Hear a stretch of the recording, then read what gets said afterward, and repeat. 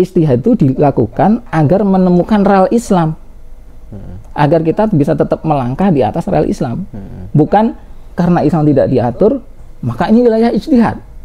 Nah itu ijtihad ala Pak Mahfud MD ya, sehingga mengatakan demokrasi itu ijtihad, republik itu ijtihad, padahal demokrasi itu keluar dari Voltaire, John Locke gitu. Nah emangnya dia nyari hukum Allah, memangnya dia berdasarkan Al-Quran dan Sunnah, memangnya dia mujtahid. Berarti ini ada yang belum final, belum clear ya. Apa itu, Pak? Tapi ini terkait dengan keahlian antum nih sebagai orang ekonomi Islam ya. Apa itu? Soal tadi itu tambang tadi. Oh ya. Coba dijawab. Jadi dalam hadis itu ya, ada ungkapan dari Rasul, An-nas syuraka fis salas, ya, filma wal kala wan nar. Gus Ulil coba dicek ya ayatnya ya. Ada hadisnya ya. Itu jangan disembunyikan, tolong jangan disembunyikan ya.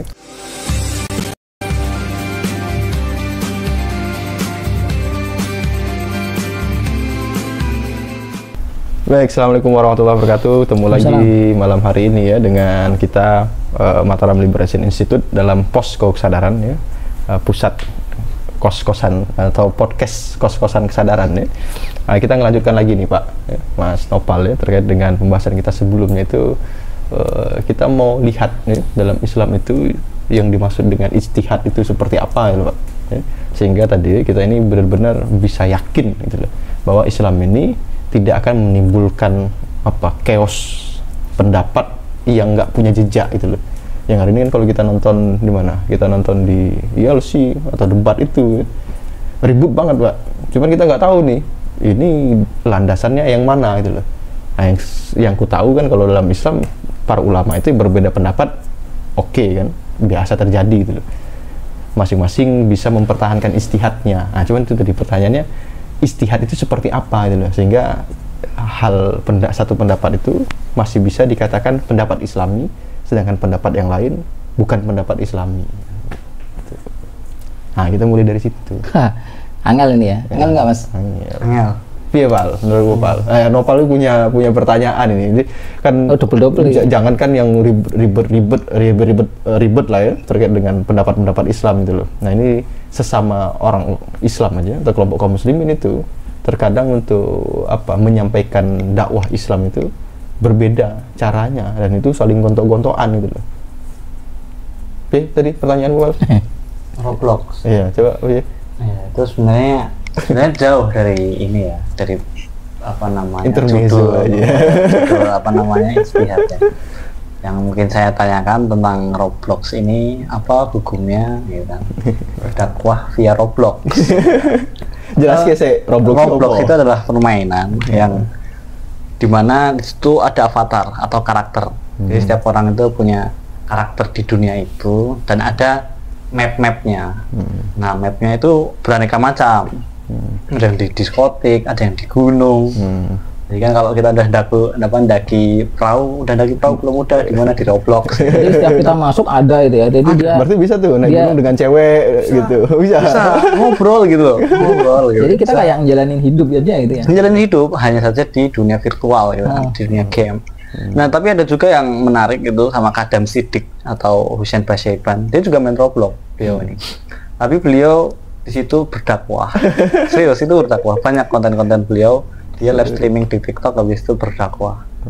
Jadi banyak juga yang pendengarnya gitu loh. Jadi mengenalkan Islam. Ada yang ini nggak mualaf nggak di situ? Wah, nggak tahu. Itu yang katanya mau dilarang tuh ya? Iya, yang katanya mau dilarang sama yang menurut Buya Ma'rif Amin. Siapa? Iya. Siapa saya lupa. Iya, itu mau dilarang karena juga banyak unsur-unsur negatif yang tidak cocok bagi anak kecil. Ya, mungkin batasan umur aja diatur kali ya. Batasan umur aja. Ya itu kan pada akhirnya jatuh tergantung pemakaian ini mau ke arah mana kan, seperti itu. Ya menurut lu piye? Dakwah lihat Roblox sih. Efektif lah kan sebagai pengguna ya, sebagai pemain. Ya karena saya juga punya pengalaman bermain di Roblox ya. Dan saya mabar gitu, main bareng sama teman saya saat Hanafe. Nah, sebenarnya baik atau enggak itu kan memang bagaimana kita menggunakannya dan arah mana yang mau ingin kita capai. Jika memang hanya untuk bermain saja ya mungkin kita hanya dapat kesenangan. Tapi jika memang kita ingin menggunakan Roblox ini sebagai via atau usul untuk berdakwah dan sebagainya, ya bisa-bisa saja gitu kan. Tinggal orang yang mabar sama kita nih, orang yang online sama kita, dia emang apa mau dengerin kita atau enggak gitu. Karena beda juga, maksudnya ya mungkin bisa juga gitu kan, ada orang-orang yang ngobrol, ada orang-orang yang menyampaikan pendapat, ya is okay juga gitu loh. Sebenarnya sama kayak sosial media, cuman hanya saja Roblox memang dibuat game. Jadi kayak kita ngobrol sama orang, ketemu orang gitu. Iya. Jadi kalau tergantung kita mau ngapain gitu ya. Iya, tergantung.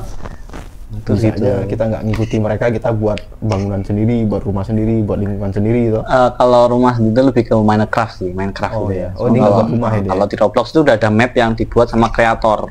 Tinggal ketemu doang ya. Nah, jadi tinggal kita dibuat room gitu. Mau ngopi-ngopi Map, di iya, situ. ada tinggal ngopi-ngopi, tinggal cerita. Yang menariknya lagi, ya bisa curhat dan lain sebagainya. Itu dunianya orang kesepian katanya ya. Ya, Sekarang yang jauh jadi dekat, yang dekat jadi jauh. Nah, itu Iya Pak, kan dalam memahami apa istilahnya penerapan Islam itu, karena kan masih sulit kita membedakan kan dengan masyarakat. Mana sih kemudian ini bisa memang cara Islam menerapkan ajarannya, atau ada kemudian hal-hal yang itu kita boleh berbeda-beda gitu dalam rangka tadi misalnya istilahnya apa itu uslub cara gitu menyampaikan, nggak harus di masjid, nggak harus di kajian-kajian resmi, dari lewat game itu mungkin kita bisa kan bangun bangun lingkungan lah ya, mengumpulkan massa gitu. Jadi kita menyikapinya pribadi Pak. Kalau sebagai media sih saya pikir nggak masalah ya di situ-situ kan. Coba tinggal kita maunya ngapain di situ kan persoalannya. Terus tindak lanjutnya di dunia nyata kayak apa? Saya ketemu pacar di situ dengan pacarnya di dunia nyata. Pacaran di dunia nyata jadi masalah. Gitu. Apa maksudnya dia? Maksudnya Wasilah. Iya itu. Wasilah. Ya bisa jadi wasilah ya. Wasilah itu apa? Sarana fisik. oh, kalau itu masih jauh, berarti kalau di sini ya tergantung perkembangan teknologi di sini ya, itu nggak masalah berarti. Iya, bisa jadi gini kalau kita prospek ya. Kalau memang di situ banyak orang kesepian dan akhirnya banyak banget peluang yang bisa kita manfaatkan untuk dakwah ya, bisa jadi itu. Ya, tinggal kitanya aja bisa ngatur-ngaturnya gimana. Oke. Baik, baik. Wallahu a'lam bishawab. Ya itu intermezzo ya. Nah, ini kita masuk nih Pak ke itu ya, teman-teman bisa lebih mudah lah tadi ya. Ada sarana atau sarana fisik tadi Pak ya. Kemudian ada cara-cara untuk bertemu orang atau segmentasi kan. Nah, yang penting apa? Tadi target penyampaian ajaran Islamnya ini gitu loh. Nah, ini yang lebih banyak lagi nanti sebenarnya kecampur kan. Ini yang sebenarnya harusnya ajarannya Iya. A, hanya karena menganggap bahwa terjadi perbedaan cara atau sarana fisik, akhirnya ide ini harus ikut berubah gitu loh. Iya enggak? Iya. Ide harus ikut berubah sehingga penyampaiannya apa istilahnya, melipir-melipir istilah jenengan gitu loh. Melipir-melipir ngikuti ritme yang ada di dalam sarana fisik gitu loh. Sarana fisik. Kalau cara mendekati orang kan kreativitas masing-masing ya. Bisa jadi itu misalnya saya itu hobi apa ya? Saya nggak punya hobi sebenarnya. Bu ya cari Pak, ngumpul sama kita ini hobi nih Pak. Yang lebih nyambung orang yang punya misalnya hobi sama, profesi sama, apa lagi? Asal sama, suku sama kayak gitu kan. Lebih enak lah. Iya. Apanya itu? Chemistry ya orang bilang ya. Iya. Gitu. Ya itu bisa jadi cara orang untuk mendapatkan kedekatan, kemudian kepercayaan dan seterusnya. Tapi yang jadi soal gini, ada hal yang prinsip dalam Islam itu adalah kalau menyampaikan Islam itu tidak boleh samar dan keruh gitu.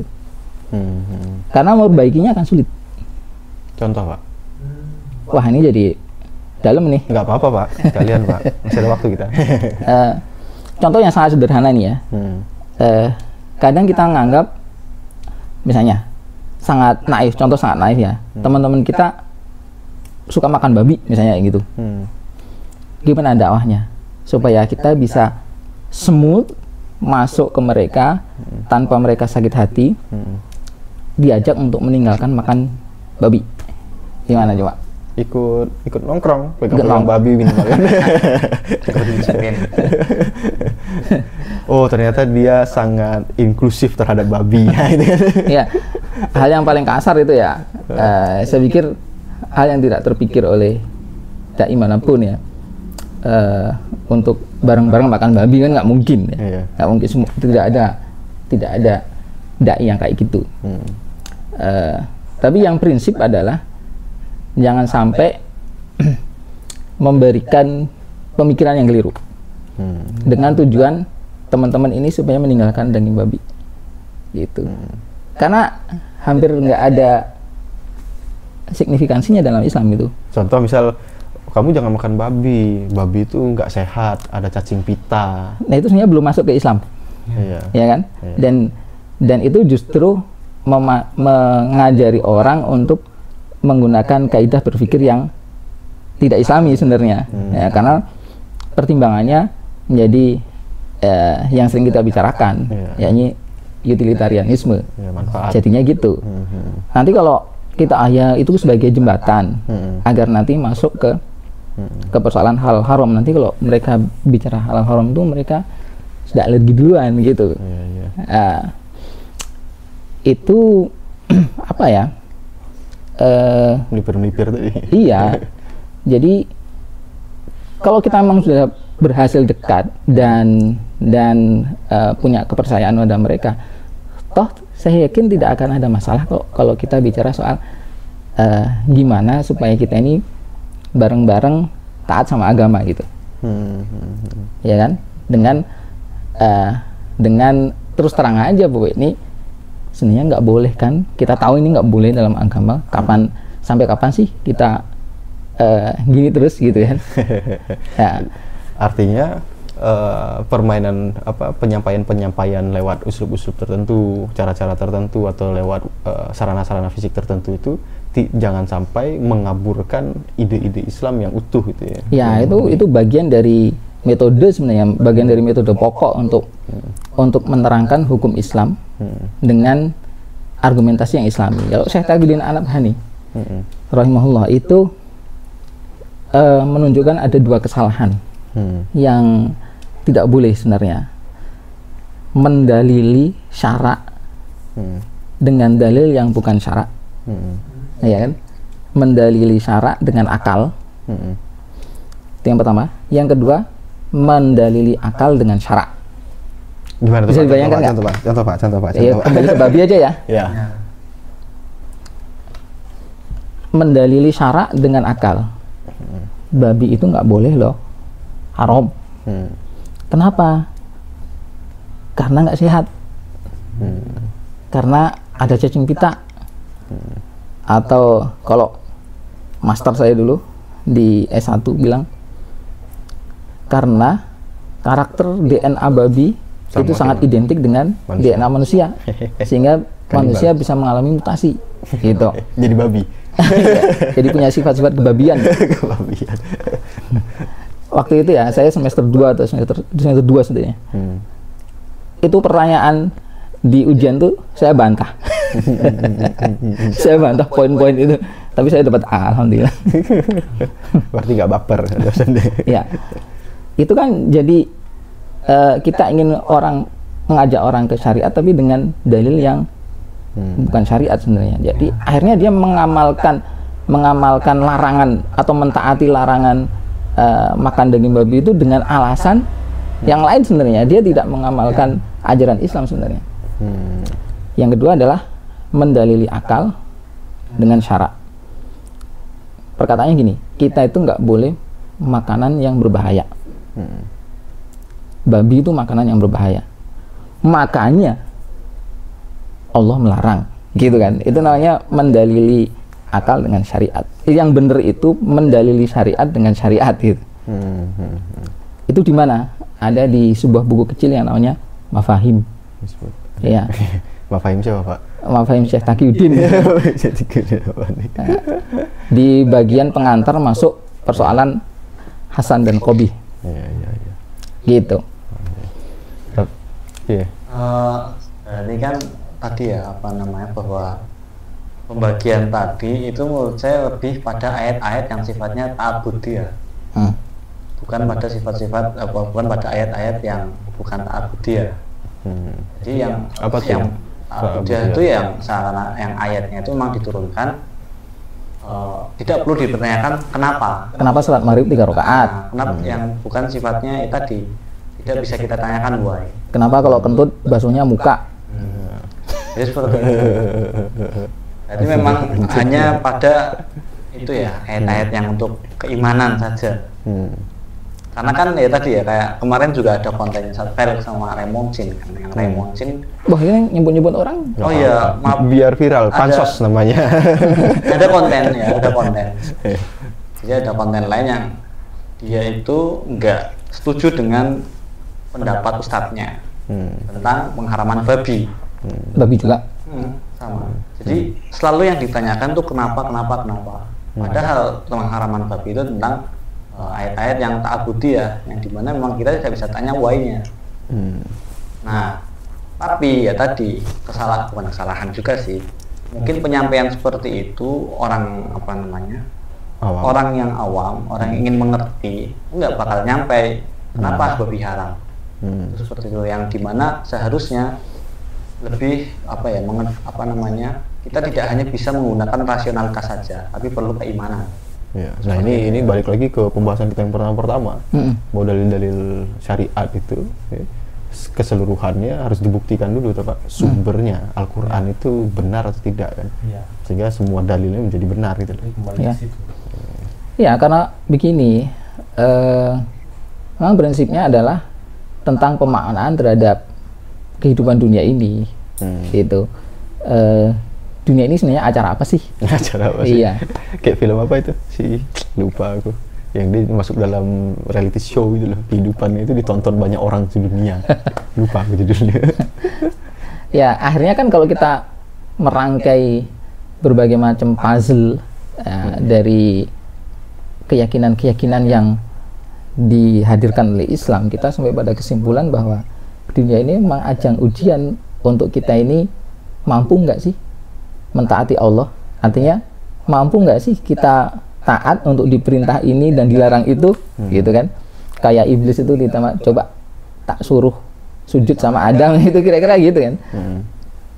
Dan nyatanya dia gagal, gitu. Makanya kalau kita misalnya ya, ini masih awam banget nih kalau diajari tentang hal-hal yang sifatnya tauqifi atau ta'abudi ini, katanya dia mental nih. Harus kasih alasan-alasan yang rasional gitu kan. Ini akan menyulitkan kita juga malah. Kenapa? Karena nanti akan dia tanyakan banyak hal.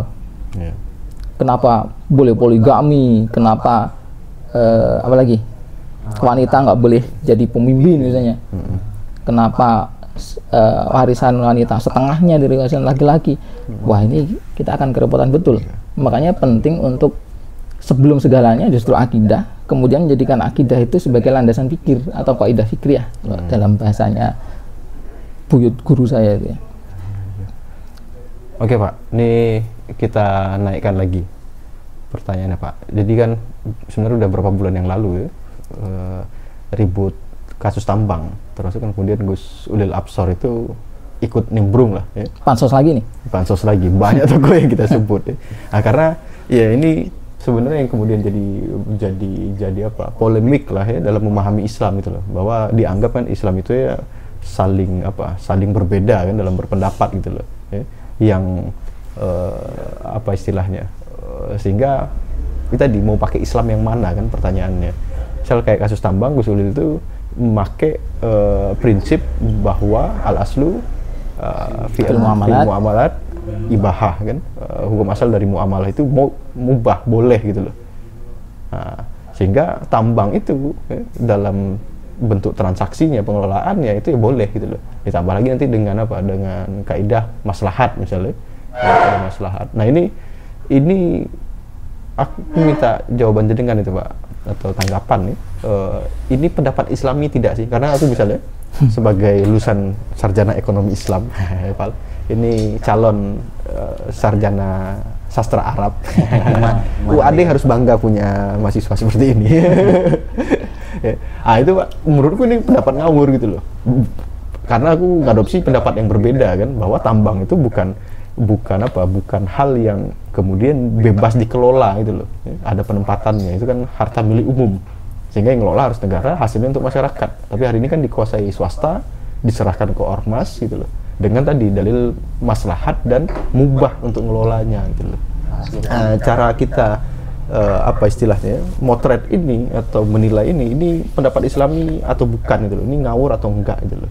Kalau aku tadi ngawur ya, tapi kan butuh nih jawaban yang lebih runtut lah ya, atau lebih kuat nih secara sistematik mengenali ya, ini istihad bukan. Gitu loh Pak.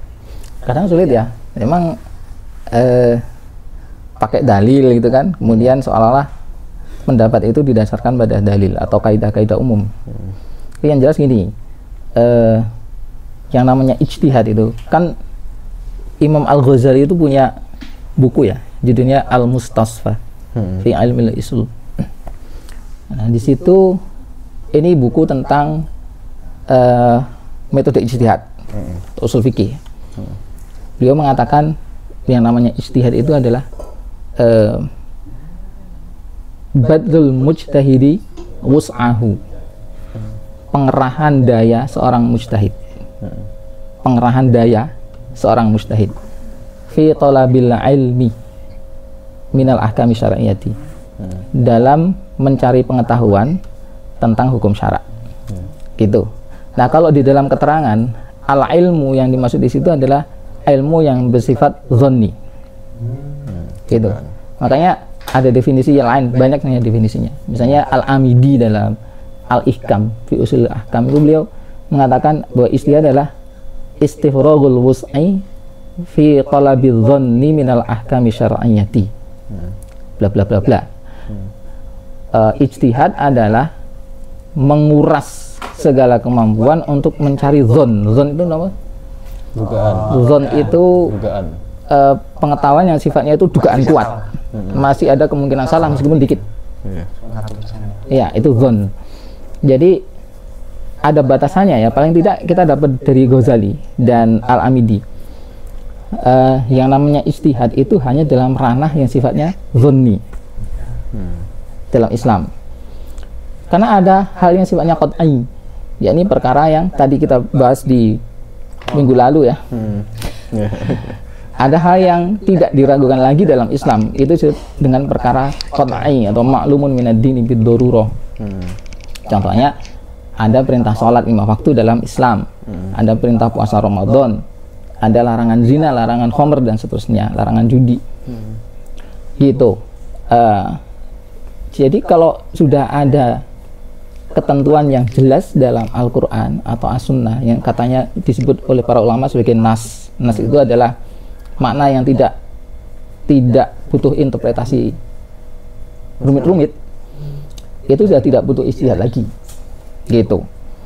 Yang kedua yang kita dapat dari Al-Ghazali dan Al-Amidi adalah bahwa ijtihad itu dalam rangka mencari hukum syara,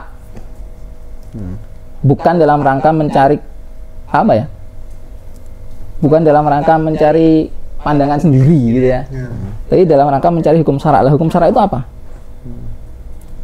Kalau kita ngerujuk ke Al-Ghazali lagi, hukum syara itu adalah khitabus syari' al-muta'alliq bi af'al mukallaf. Ada orang bilang al-muta'alliq bi af'alil ibad. Hukum syara itu adalah khitab atau seruan dari asyari. Asyari itu adalah Allah, terkait dengan perbuatan-perbuatan mukallaf atau terkait dengan perbuatan-perbuatan hamba. Jadi hukum syara itu adalah hukumnya Allah sebenarnya. Hanya karena melalui proses ijtihad atau pencarian yang sifatnya zonni, itu seolah-olah gini, ini adalah hukum Allah, tapi dalam dugaan saya, dugaan kuat saya, hukum Allahnya itu gini. Yaitu ijtihad. Masih ada kemungkinan salah, iya. Kemungkinan pemahaman saya salah, tapi cuman menurut saya cuman sekian persen saja. Tapi dugaan kuat saya hukum Allahnya itu begini. Gitu. Yang kedua itu, jadi pertama ranahnya zonni, yang kedua dalam rangka mencari hukum syara. Nah, kalau dalam rangka mencari hukum syarak berarti harus digali dari sumber-sumber syarak dong. Gus Ulil ini saya tak lihat tadi Pak. Ini dia Aristoteles. Aristoteles ya maksudnya. Pakai apa istilah devil apa gitu tadi ya. Lesser evil dari Aristoteles. Kok masuk Aristoteles ini sejak kapan dia jadi dalil syarak. Dalil syarak gitu. Makanya yang namanya ijtihad harus mengerahkan daya upaya untuk memahami dalil-dalil syarak. Ya, kalau dalilnya bukan dalil syarak, yakni Al-Quran dan As-Sunnah dan hal-hal yang ditunjuk oleh Al-Quran dan As-Sunnah, tidak bisa disebut ijtihad dong. Itu yang ketiga. Yang keempat, eksplisit itu dikatakan oleh Al-Ghazali, badlul mujtahidi wus'ahu. Berarti yang melakukan ini harus orang yang levelnya itu mujtahid. Ya, kalau non mujtahid tidak bisa disebut melakukan ijtihad. Apa itu mujtahid? Apa Mas? Orang WAD? NDM. Mujtahid itu dari kata ijtihad. Ya. Balik lagi dong. Ya intinya orang-orang yang kompatibel untuk mengistimbatkan hukum syarak. Iya. Makanya kan ada syarat-syaratnya. Dia harus menguasai bahasa Arab dengan penguasaan yang memungkinkan dia memahami Al-Quran dan As-Sunnah dan turunan-turunannya. Dia menguasai Al-Quran dan As-Sunnah dalam arti bukan hanya hafal, tapi juga tahu bagaimana mengambil pendapat yang koheren dari seluruh ayat, sehingga dia tahu amkhosnya, mutlak muqayyadnya, nasih mansukhnya gitu. Asbabun nuzulnya dan seterusnya, tahu majaz hakikatnya. Dia juga harus tahu sunnah, mulai dari sumber-sumbernya, makbul mardudnya, di samping juga tadi amkhos, mutlak muqayyad, nasih mansuh dan seterusnya. Dia juga harus menguasai usul fikih dan seterusnya. Jadi nggak sembarang orang keluar dari mulutnya itu ijtihad. Nah, kalau Gus Ulil ini kan nganggap bahwa persoalan tambang tadi yang kemudian dia keluarkan pendapatnya, ini urusannya khilafiyah, fikih, bukan, katanya jangan jadikan ini urusan akidah gitu. Nah, ini cara kita ngelihat Pak ya. Nah, mungkin kita yang awam kan perlu dikasih rambu gitu loh. Jadi sebenarnya dilematis juga kan, bicara Islam tapi di satu sisi jangan terapkan Islam gitu loh ya. Tapi kemudian memasukkan dalil-dalil untuk jadi legitimate dalam beberapa aktivitas yang sebenarnya Islam enggak. Ini urusan kalian kok tiba-tiba. Intinya menangi dewi itu dalam bahasa Jawa ya. Iya. Ini tidak ditemukan mens rea, niat jahat dalam ungkapan fikihnya itu loh. Menarik ya bahwa ini adalah persoalan fikih bukan persoalan akidah. Iya, fikih itu bukan persoalan akidah. Ya, fikih itu kalau dalam bahasa Al-Qur'an adalah persoalan amal soleh gitu. Kenapa orang punya fikih, perlu fikih? Ya karena dia itu seluruh amalnya dinilai dan nanti akan dipertanggungjawabkan. Itu kepentingannya itu. Ya, landasannya adalah akidah. Tapi kalau dikatakan ini hanya masalah fikih dengan pengertian ini bukan masalah agama, keliru. Fikih itu al-ilmu bil ahkami syar'iyyati al-amaliyati al-mustanbatah min adillatiha tafsiliyah gitu. Jadi fikih itu adalah ilmu tentang hukum-hukum syarak yang sifatnya rinci amali, yang digali dari dalil-dalil rinci kasus per kasus. Ya. Jadi kalau dikatakan ini hanya persoalan fikih bukan akidah, nah, maksudnya gimana? Ini adalah persoalan fikih, artinya persoalan hukum syarak agar amal-amal kita bisa dipertanggungjawabkan di hari hisab, kan gitu harusnya. Gitu. Jadi cara pandangnya itu sudah rusak-rusakan sebenarnya terhadap fikih itu. Jadi kalau ijtihad itu seolah-olah pikiran orang itu karena Islam tidak mengatur ini soal ijtihad. Nah, itu keliru banget tuh. Ijtihad itu dilakukan agar menemukan real Islam, agar kita bisa tetap melangkah di atas real Islam, bukan karena Islam tidak diatur maka ini wilayah ijtihad. Nah, itu ijtihad ala Pak Mahfud MD ya, sehingga mengatakan demokrasi itu ijtihad, republik itu ijtihad, padahal demokrasi itu keluar dari Voltaire, John Locke gitu. Nah, emangnya dia nyari hukum Allah? Memangnya dia berdasarkan Al-Quran dan Sunnah? Memangnya dia mujtahid? Berarti ini membuktikan kekalahan intelektual kaum muslimin ya, di hadapan pemikiran-pemikiran barat deh.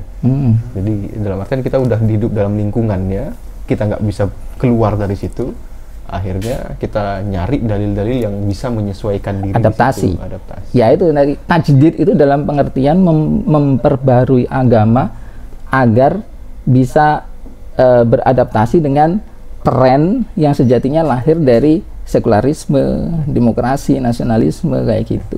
Jadinya islamisasi ilmu itu tadi ya. Padahal kalau Imam As-Suyuti itu kan menerangkan yang namanya tajdid. Kan dalilnya ada emang gimana itu? Saya lupa ya. Innallaha yab'atsu fi hadhil ummati ala kulli ra'si mi'ati sanatin man yujaddidu laha dinaha. Intinya Allah akan mengirim di tengah-tengah umat tiap 100 tahun orang yang akan memperbarui agama. Beliau mengatakan memperbarui agama itu membuat agama seperti baru lagi kala diturunkan, seperti era Rasulullah SAW. Seperti kalau kita punya baju sobek atau baju udah lusuh, kita perlakukan agar seperti baru lagi, itu maksudnya gitu. Bukan membuat baru-baru gitu, membuat hal-hal baru. Ada satu pertanyaan mungkin penutup ya. Jadi menarik juga tadi yang sudah Ustadz bahas. Ya memang masalah permasalahan ijtihad sebenarnya kalau kita kembalikan realita hari ini ke masa ijtihad imam yang ada, itu memang pasti ada rujukannya, pasti selalu ada. Tinggal bagaimana kita menggunakan metode istinbat hukumnya. Nah, yang jadi pertanyaan sebenarnya nggak tahu ya ini jauh dari apa yang kita sampaikan atau tidak. Mungkin yang pertama itu pertanyaan saya, sebenarnya ilmu tentang Islam, entah itu ilmu akidah, hukum, muamalah, fikih dan lain sebagainya, itu apakah berkembang atau tidak? Apakah ilmu Islam itu berkembang atau tidak? Itu yang pertama. Yang kedua, jika memang berkembang, itu bisa kita katakan tuh bagaimana apa yang berkembang dan sejauh mana dia berkembang. Nah, karena memang kalau kita nyatakan bahwa ilmu Islam yang tidak berkembang dan hanya stagnan di situ saja, ya kita akan mengakui bahwa Islam ini tidak, ya tadi ilmu keislaman ini tidak ada, tidak tidak jauh melesat. Nah, mungkin itu sih pertanyaan kedua penutup saya. Siap. Jadi jangan kemana-mana ya teman-teman ya. Ini akan ada sesi selanjutnya. Bukan penutup. Untuk sesi selanjutnya. Dan tidak kita jawab malam hari ini Pak ya. Insya Allah nanti kita siapkan seterusnya. Tahun depan. Ya, tahun depan. Insya Allah ini menjadi gambaran ya untuk teman-teman semua bahwa masih ada yang ragu ya, bahwa apa iya Islam bisa menjawab tantangan zaman hari ini toh Pak. Bahkan ya ini membuktikan ya dari obrolan kita ini, Islam itu sangat luas, ya, sangat komprehensif, integral, ya, saling terhubung antara satu ilmu dengan ilmu yang lain, ya. Sehingga kalau ada yang tidak mengerti atau menganggap Islam itu syariatnya ambigu, ya, terus tidak sulit dipahami, tidak relevan, ya, itu hanya menandakan kita belum belajar dengan sungguh-sungguh. Ya, bukan karena Islam ini aja, ini kayak secuil kecil Pak ya, udah secuil kecil lagi. Ya. Tapi ini loh, ada yang belum final, belum clear ya. Apa itu Pak? Tapi ini terkait dengan keahlian antum nih sebagai orang ekonomi Islam ya. Apa itu? Soal tadi itu tambangan tadi. Oh ya. Coba dijawab.